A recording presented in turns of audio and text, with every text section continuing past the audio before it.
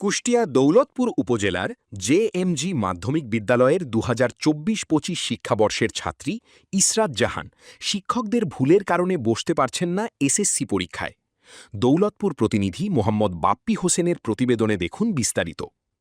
ইসরাত জাহান বলেন, আমি ২০২৪ সালে জেএমজি মাধ্যমিক বিদ্যালয়ে নবম শ্রেণীতে রেজিস্ট্রেশন করি এবং ২০২৫ সালে ফর্ম ফিল আপও করি, কিন্তু হঠাৎ ২ মাস আগে আমাকে জানানো হয় আমার নাকি রেজিস্ট্রেশন হয় নাই।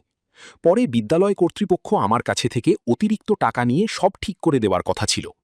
২১শে এপ্রিল আমার এসএসসি পরীক্ষা দেওয়ার কথা, হঠাৎ গত ১৮ এপ্রিলে আমাকে জানানো হচ্ছে আমি নাকি পরীক্ষা দিতে পারবো না।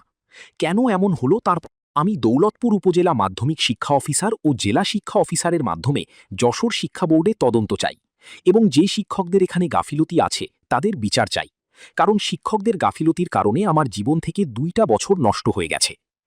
জেএমজি মাধ্যমিক বিদ্যালয়ের প্রধান শিক্ষক আরিফুল ইসলাম নান্নুকে বিদ্যালয়ে না পেয়ে মুঠোফোনে যোগাযোগ করলে তিনি প্রথমে বলেন ইসরাত জাহান নামে কেউ রেজিস্ট্রেশন করেইনি। পরে তিনি স্বীকার করেন রেজিস্ট্রেশনের বিষয়ে বিদ্যালয় কর্তৃপক্ষ পক্ষ ও ছাত্রী উভয়েরই দোষ আছে। যেমন বিদ্যালয় কর্তৃপক্ষ খোঁজ রাখিনি, তেমন যে ছাত্রীর ভুল হয়েছে সেও খোঁজ নেয় নাই। তবে আগামী বছর পরীক্ষা দিতে পারবে। এদিকে ইসরাত জাহানের পরিবারের লোকজন জেএমজি মাধ্যমিক বিদ্যালয়ের দায়িত্বরত শিক্ষক কর্মচারীদের বিরুদ্ধে ক্ষোভ প্রকাশ করেছেন। জি স্যার, রেজিস্ট্রেশন করেনি, কিন্তু তারা তো বলছে যে 2বার টাকা দিয়েছে রেজিস্ট্রেশনের জন্য।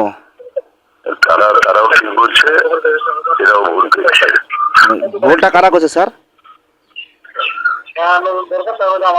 সবারই কর্তৃপক্ষেরও আছে, আর যার কাজ রেজিস্ট্রেশন করার পর সংশোধনের জন্য প্রত্যেকটা শ্রেণীতে আলোচনা জি, ওই সময় সে অনুপস্থিত ছিল স্কুলে, এটা লক্ষ্য করে, এরাও কেউ লক্ষ্য করে। এখন মেয়েটা লস হবে কত বছর? 1 বছর না 2 বছর স্যার? 1 বছর। আচ্ছা স্যার, ধন্যবাদ আপনাকে।